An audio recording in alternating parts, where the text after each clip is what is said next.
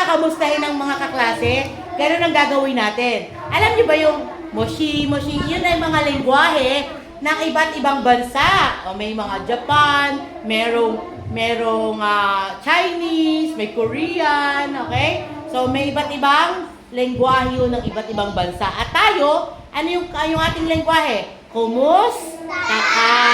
Okay. Katulad no, di ba? Moshi, moshi, hola, hola, hello, hello, kamusta ka? Moshi, moshi, hola, hola, hello, kamusta ka? Moshi, hola, hello, kamusta ka?